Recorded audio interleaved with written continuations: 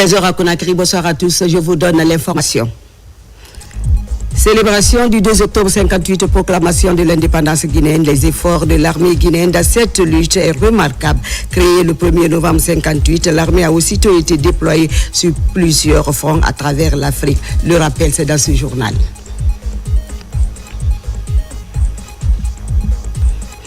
Et puis, dans la célébration de l'an 67 de notre indépendance, une pensée pour les malades avec le mouvement pour la préservation des acquis du général Mamadi Doumbouya a décidé de mener une action en faveur des personnes malades, les femmes enceintes et qui accouchent.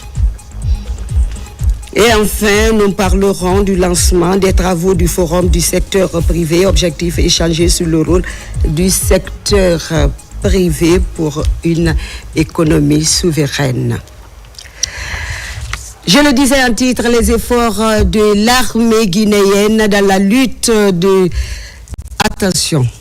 Bonsoir à tous, on ouvre cette édition par cette brève actualité oblige, le dépôt du gerbe de fleurs par le général Mamadi Doumbouya à l'occasion de la célébration du 67e anniversaire de l'indépendance de notre pays. La cérémonie officielle s'est déroulée à la place de Martyrs en présence des membres du gouvernement, des partenaires de la Guinée et plusieurs autres cadres du pays.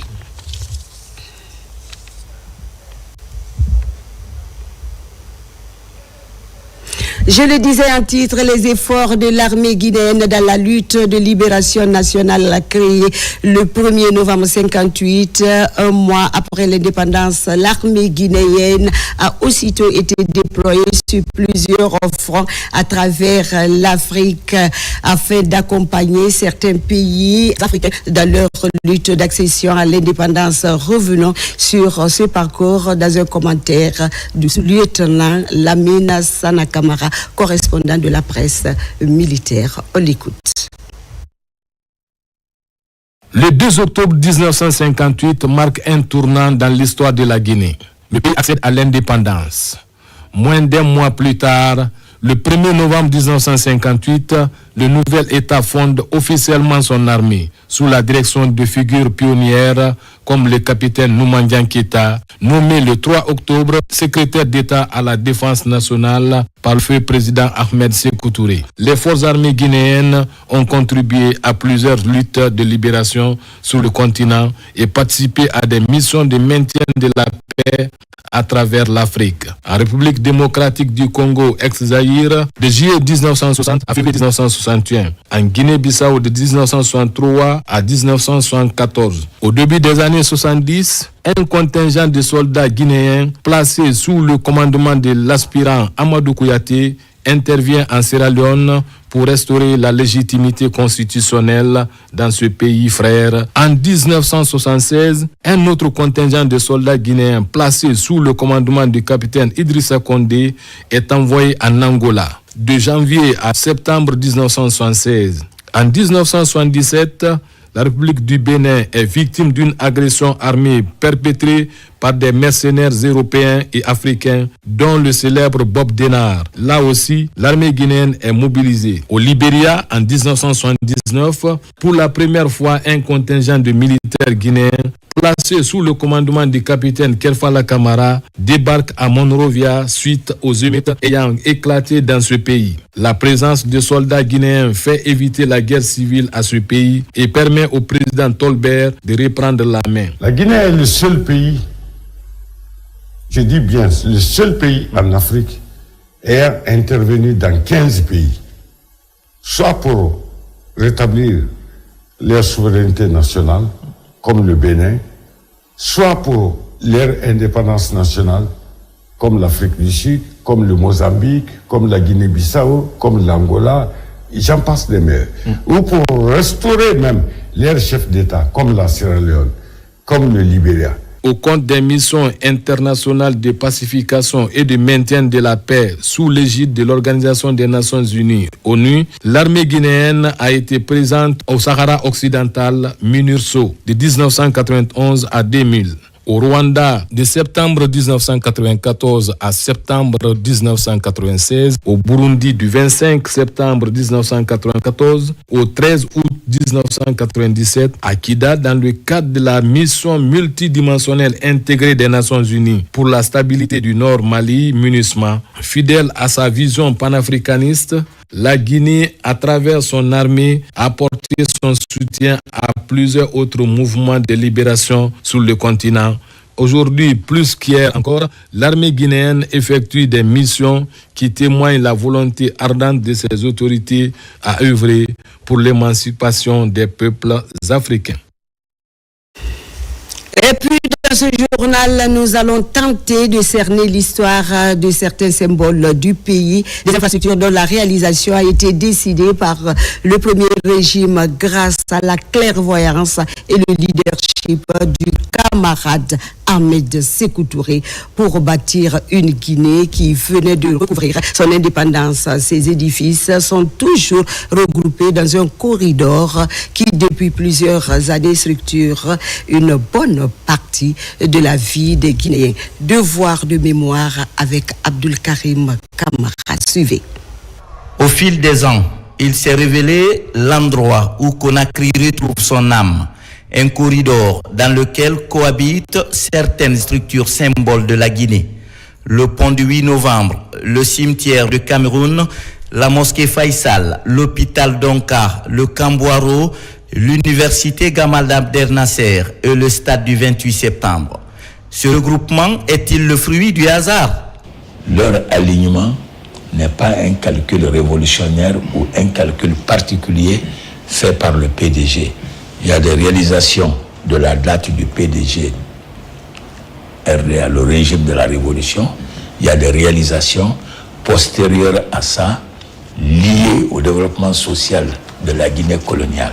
Depuis plus de 60 ans, converge dans cette partie de Conakry la gloire du ciel, le recueillement des humbles, la prouesse des bâtisseurs, l'orgueil des puissants et l'histoire d'une nation qui s'est choisie un destin en 1958.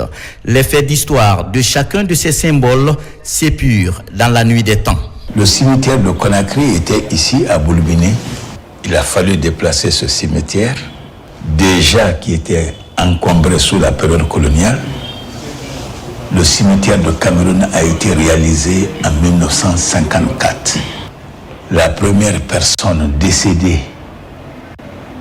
à l'hôpital Balais en 1954, qui a été enterré au cimetière nouvellement ouvert de Cameroun, un certain Magasuba Mamadi, originaire de Sigri. Aussitôt libérée du joug colonial, la Guinée se met sur le chemin de son développement socio-économique. Le pont du 8 novembre est l'une des infrastructures réalisées au cours du premier plan quinquennal du pays. À cela s'ajoute l'université Gamal Abdel Nasser, à l'époque Institut Polytechnique de Conakry. Des infrastructures obtenues grâce à la collaboration entre la Guinée et l'Union soviétique.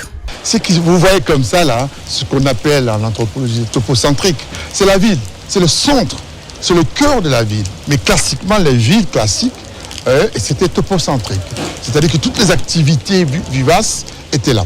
Sur le plan anthropologique, nous avons ces trois cycles. Donc la naissance, la vie et la mort. C'est que c'est le lieu commun, c'est le lieu partagé, c'est le symbole, c'est l'histoire de la Guinée qui est symbolisée là. Dans la même suite logique, le stade du 28 septembre, avec 25 000 places, est aussi construit. Une ancêtre qui est aujourd'hui l'un des plus grands chapitres de l'histoire de la Guinée. C'est le premier complexe sportif de la sous-région d'une telle grandeur et d'une telle importance. Il a été baptisé à la date du 28 septembre pour honorer notre fierté, notre dignité, notre honneur, en votant non le 28 septembre 1958. Pour la construction de la mosquée Faisal, l'inaltérable volonté du camarade Ahmed Sékou Touré à se saigner aux 4 veines pour son peuple se cache derrière une histoire fascinante. Lors de sa visite en Arabie Saoudite, il est gratifié par le roi Faisal qui lui aurait offert $10 millions, une somme que Sékou Touré décida de mettre au service de la nation. En le remerciant pour lui avoir offert cette somme, le président Ahmed Sékou Touré l'a supplié d'accepter cette somme de sa part, c'est son argent maintenant,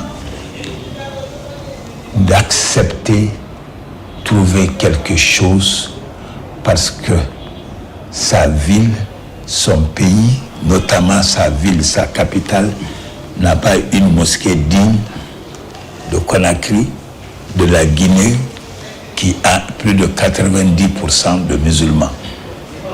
Faisal a été impressionné par cette déclaration. Il a promis la réalisation de cette mosquée. C'est un édificateur, c'est un constructeur, c'est quelqu'un qui a de la vision, qui a le sens de l'histoire, qui sait se référer de son passé ou le passé de son pays, maîtriser le présent et poser les perspectives de l'avenir. Il a voulu justement mettre son cachet particulier, il a voulu laisser ses traces, il a voulu imprimer sa vision, il a voulu imprimer ses marques, il a voulu imprimer à la Guinée des identités symboliques. Un autre symbole, pas des moindres, du corridor est l'hôpital Donka, dont la réalisation a commencé sous le joug colonial et achevée entièrement par le régime Sékou Touré. À côté, le camp Boiro, camp des gardes-cercles, première unité de défense et de sécurité de la Guinée française. Ce n'est qu'à partir de 1969 que ce camp a porté le nom de Mamadou Boiro, un commissaire de police. Il était chargé de convoyer des présumés comploteurs par un vol ordinaire, parce qu'il y avait des passagers dedans, après l'escale de Cancan, pour venir à Conakry. Il a été largué par ceux qui devraient être transportés ici. En l'honneur de ce jeune policier de l'époque, et le camp de la garde républicaine a porté le nom du camp Mamadou Boiro. Pour moult observateurs, Sékou Touré sureliait des continents politiques qui auraient pu s'entrechoquer ou dériver.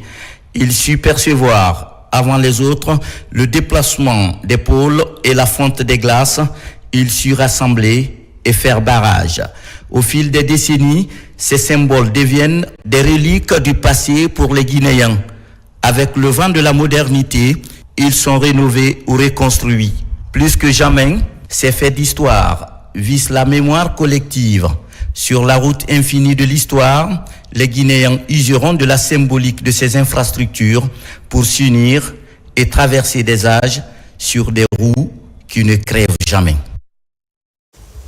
En 67 de l'indépendance de la Guinée, le ministre secrétaire général des Affaires religieuses lance un appel à une journée de prière dans les lieux de culte.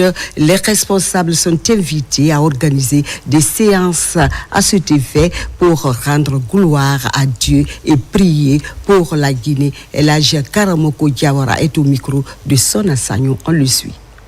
À l'occasion du 67e anniversaire de l'indépendance, de la souveraineté de notre cher pays, la République de Guinée, je voudrais, au nom du secrétariat général des affaires religieuses, de tous les services déconcentrés du secrétariat général des affaires religieuses et la population croyante, musulmane et chrétienne de Guinée, souhaiter toutes mes meilleurs vœux les plus sincères à son Excellence, Monsieur le Président de la République, chef de l'État, chef suprême des armées, le général d'armée Mamadi Doumbouya, au Premier ministre et au peuple de Guinée.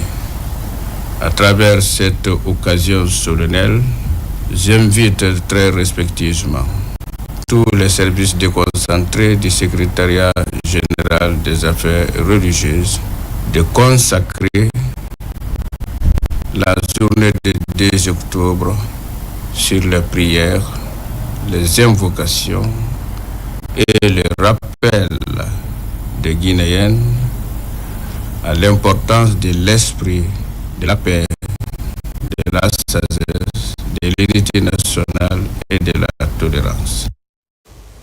Je le disais également en titre célébration de 67 ans de notre souveraineté nationale avec cette pensée pour les malades. Le mouvement pour la préservation des acquis du général Mamadi Doumbouya a décidé de mener une action en faveur des personnes malades, des femmes enceintes et celles qui viennent d'accoucher. Ce mouvement bénéficie du soutien du ministre Fana Souma. Le patron du ministère de l'Information et de la Communication en a profité pour inviter les populations à soutenir le chef de l'État. On en sait plus avec Kerno Ousmane Diallo. Pour marquer la célébration du 67e anniversaire de l'accession de la Guinée à l'indépendance, le mouvement pour la préservation des acquis du président général Mamadi Doumbouya se distingue en étant proche des femmes et des nouveau-nés dans les structures hospitalières. Un appel à la solidarité aussi pour faire ressentir à tous, comme ici au CMC Ratoma, la joie de vivre, un moment qui rappelle une des belles pages de l'histoire de la Guinée à un moment décisif de l'évolution du pays. Vraiment, je suis très ravie, très contente. Je n'attendais pas à voir ça. Vraiment, merci. Nous, demain, nous serions tout joyeux et ils seront un peu souffrants. Donc, on vient pour les assister et en même temps, leur parler de tout ce qui est bien pour le pays. Aux côtés du PHJMD, le ministre de l'Information et de la Communication a souligné les efforts entrepris par le chef de l'État pour la transformation socio-économique de la Guinée, notamment les investissements dans les secteurs sociaux et l'attention particulière portée envers les femmes et les enfants. Nous sommes à quelques heures de la célébration de la fête du 2 octobre. Donc voir une ONG qui pense aux enfants, qui pense à assister les nouveau-nés, je crois que c'est une action à encourager. C'est pourquoi j'ai pris tout mon temps pour venir les assister, pour venir les accompagner. Et surtout, d'ailleurs, c'est une ONG qui soutient les actions du chef de l'État. Et qui soutient les actions du chef de l'État, soutient le gouvernement, soutient le peuple de Guinée. C'est effectivement la priorité du chef de l'État, la préoccupation du chef de l'État. Vous savez que depuis le 5 septembre, il continue toujours à assister les enfants, il continue à assister les femmes, il continue à assister d'ailleurs les couches vulnérables. Je crois que il est de notre devoir de continuer à soutenir dans ce sens.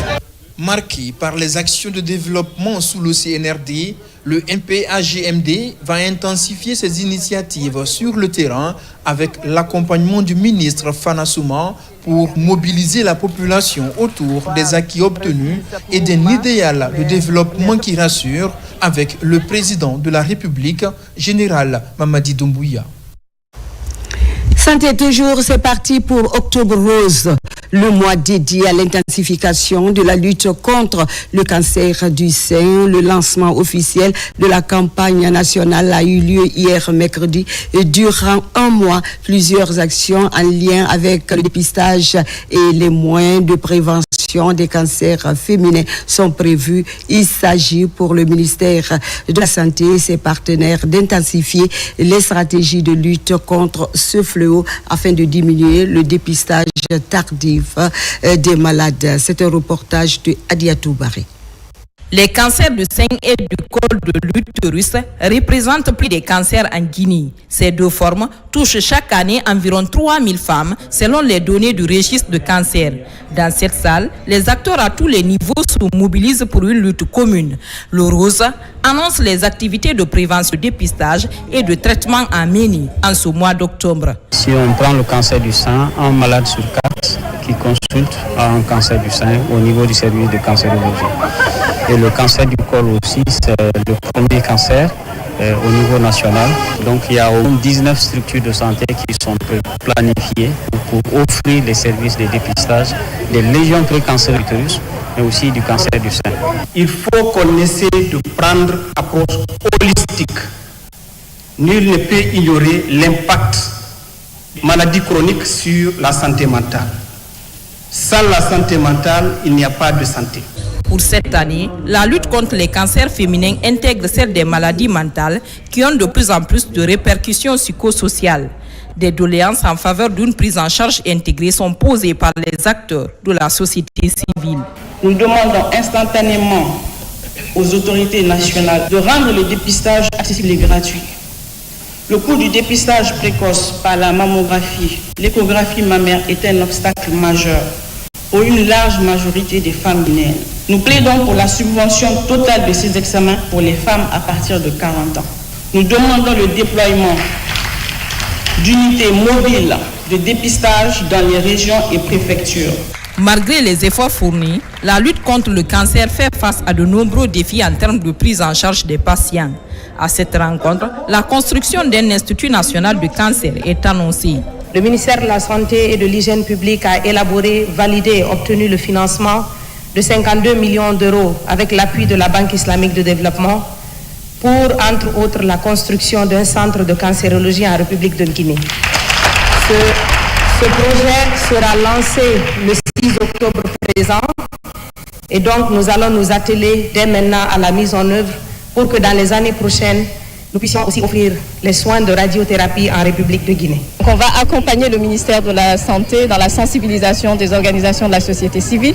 On va également accompagner le programme, particulièrement le programme national de lutte contre les cancers, dans la formation des prestataires, dans le dépistage du cancer du sang, le dépistage du cancer du col de l'utérus. La campagne d'Octobre Rose pour la lutte contre les cancers féminins va être menée à travers tout le pays.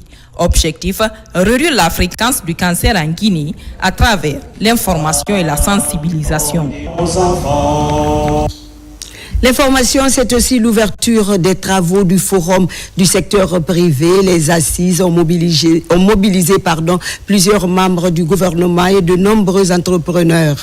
Il est question d'échanger sur le rôle du secteur privé pour une économie souveraine et compétitive. Le forum cadre avec le projet Simandou, n'est-ce pas, Alpha Isiagaba? On t'écoute. En cette semaine de l'indépendance, la souveraineté économique est célébrée. Bienvenue au forum du secteur privé. Il est réuni des membres du gouvernement ainsi que plusieurs chefs d'entreprise de la place. Les échanges sont axés sur l'apport du secteur privé au développement socio-économique guinéen. L'État trace la voie et crée les conditions. Mais c'est le secteur privé qui donne vie à cette vision. Le message est clair. Ce sont les entreprises, les PME et les investisseurs qui portent les projets, innovent et créent des emplois et traduisent également en actes concrets l'ambition nationale de développement et de prospérité partagée. Il faudra travailler pour l'atteinte de cette souveraineté économique de plein régime, d'où l'émergence dans le plan de développement de la Guinée vers Simandou Vision 2040, où nous aurons des objectifs clairs, des financements clairs pour atteindre l'essentiel, les déterminants de cette souveraineté économique. Ce forum se tient quelques jours seulement après la réception des premières locomotives du Transguinéen relatif au projet Simandou, un projet qui ouvre désormais la voie à un secteur privé compétitif. Après 67 ans d'indépendance politique, l'enjeu est désormais la souveraineté économique. Il ne s'agit plus seulement de célébrer, mais de bâtir une économie autonome, résiliente et inclusive. La souveraineté économique, c'est la capacité d'un pays à maîtriser ses ressources, ses chaînes de valeur et de faire des choix stratégiques pour une croissance durable et résiliente. Représentant le Premier ministre chef du gouvernement, le ministre Fassine Silla a rappelé les performances budgétaires de la Guinée au cours des 4 dernières années. Depuis la prise de responsabilité du président Mamadi Doumbouya, les recettes fiscales ont bondi de 139%. 139%, passant de 18 000 milliards de GNF à 49 000 milliards à la fin de cette année. Rien que cette année, de janvier à août 2025, les recettes fiscales totales, douanes et impôts ont augmenté de près de 60% comparé à leur niveau de l'année dernière. Mais notre action ne s'arrête pas là. Pour bâtir une économie souveraine, il nous faut aussi un climat des affaires dynamique et compétitif au profit du secteur privé. L'objectif de ce forum est de faire du secteur privé un véritable moteur de croissance économique. Très prochainement, 2 défis sont à relever: le réemploi des compatriotes et la réutilisation des équipements ayant servi au démarrage du projet Simandou. Et puis hors du pays, en Côte d'Ivoire, où le tout premier réseau des femmes du patronat a été lancé à Abidjan. C'est une plateforme de partage et de lobbying des femmes dans les instances de prise de décision, notamment dans les entreprises et autres entités économiques du continent africain. La Guinée est représentée à cette rencontre par les femmes de la Confédération générale des entreprises de Guinée. Falilou Diallo, reportage. Les femmes du continent, surtout celles de l'espace francophone, en ordre de bataille pour devenir de véritables actrices de développement, de le lancement à Abidjan du premier réseau des femmes du patronat ivoirien. La francophonie, à travers sa secrétaire générale, accompagne le processus. C'est un réseau qui permettra aux jeunes femmes d'avoir envie, d'avoir l'ambition d'aller loin. Et c'est également, je pense, pour la Côte d'Ivoire, un point d'honneur de voir ce bloc important de femmes qui contribuent à la croissance économique du pays et au rayonnement du pays. Nous sommes là aujourd'hui, fortement représentés. Je vous rappelle que la Guinée est accompagnée d'une délégation d'une vingtaine d'entreprises qui est là aujourd'hui pour venir s'inspirer du modèle ivoirien et pouvoir dupliquer ce modèle en Guinée. En prenant part à cette nouvelle initiative, le patronat guinéen compte ainsi s'inspirer de ce modèle. Déjà, des stratégies sont mises en place pour améliorer la participation des femmes entrepreneuses dans la souveraineté économique nationale. Réunir les femmes chefs d'entreprise à tous les niveaux et des secteurs d'activité pour mieux enrichir ce secteur-là au sein du patronat. On a déjà notre commission en place. On était en train de s'organiser, mais on s'est dit si on vient, pourquoi ne pas essayer de faire à peu près la même chose. Pour l'heure, nous sommes là en tant que témoins. Écoutez, et ensuite on repartira et on aura des discussions avec les personnes concernées. Souveraineté économique, le temps de l'action, l'investissement, l'innovation et la transformation seront ainsi des outils indispensables pour une participation effective des femmes à la création de richesses sur le continent africain. Une belle initiative, bravo aux femmes. Pendant ce temps, le ministre de l'Habitat en supervision sur le chantier d'infrastructure dans la capitale Mori Condé, accompagné d'une importante délégation de son département, était ce mercredi sur le site réservé de construction de villages numériques et sur les travaux de la nouvelle chancellerie du Royaume du Maroc à Conakry. Partout, des acquis et défis ont été relevés par le ministre et son équipe. Voyons tout cela avec Mohamed Chérif Kamara. Suivez. Dans sa démarche de proximité auprès des infrastructures relevant de son champ de compétences, le ministre Mori Condé, accompagné de son cabinet, a entamé ce mercredi une tournée de terrain. La première étape l'a conduit sur le site réservé à la construction du village numérique. Le chef de l'État, le général Mamadi Doumbouya, dès son arrivée, avait initié ce projet afin de permettre à notre jeunesse de pouvoir disposer aussi en Guinée d'un village où la technologie peut être mise à disposition des jeunes et à l'ère de la souveraineté économique, et pour que ce bijou puisse permettre à nos jeunes d'apprendre, mais aussi de pouvoir être compétitifs sur la chaîne internationale. Sur les travaux du village numérique, on peut estimer le taux d'évolution des travaux à peu près dans les 55%. Parce que nous avons beaucoup avancé. Les gros œuvres, ça c'est déjà terminé. Nous sommes maintenant sur la deuxième étape.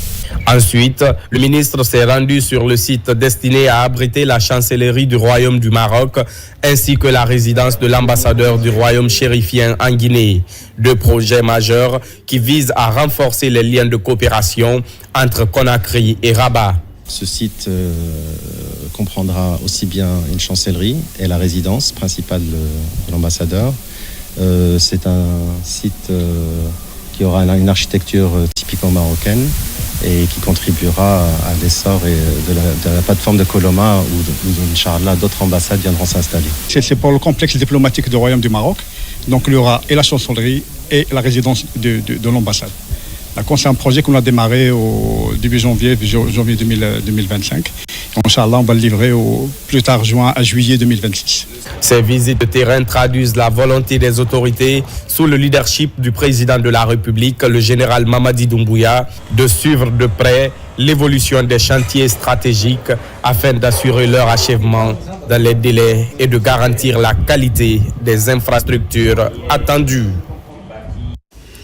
Et voilà qui met fin à cette édition d'information. Elle a été réalisée pour vous par Mariam Kamara sous l'œil vigilant de l'équipe technique du jour. Merci de votre fidélité. Je vous retrouve à 10h.